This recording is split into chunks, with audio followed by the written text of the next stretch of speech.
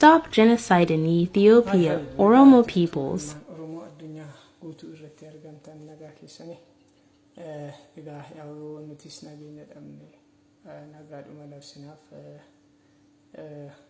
carcar jenna nagaa jirtu jireenya badhaadhaa addunyaa hundumarratti Awurooppaa, Eeshiyaa, Afrikaa ardilee jiran kan hundumarratti kan argamtan ilmaan Oromoo akkam jirtu nagaan isiniif haa ta'u.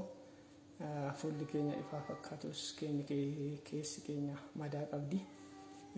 Uummata Wallaggaa, uummata keenya, uummata Oromoo irratti waraanni labsame kun siyaasa kamiyyuu yoo deeggaruu baanne siyaasa kam wajjiniinis yoo jiraanne gaafa uummanni keenya dhumu kana sagalee ta'uufi qabna.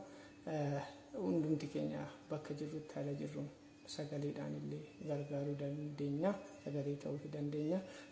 Karaa biraa immoo uummata Oromoo irratti waraanni labsame kun gaafa teenye ilaalu harka namoota baay'ee, hooggantoota baay'ee akka keessa jiru uummata Oromoo addunyaa irra jiru ifa ta'uu qaba.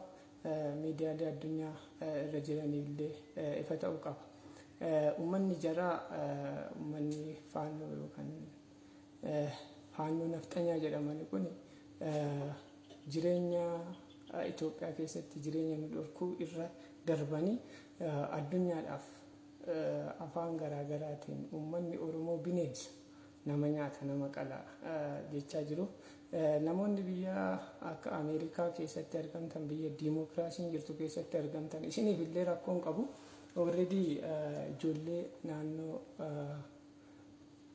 maadaamii Dubaay, Baareen, Joordaan, Beirut, Kwaatar, Kuwait keessa jiraatan akka maadaamonni illee hin hojjechiifne afaan Arabaatiin bal'inaan hojjechaa jiru.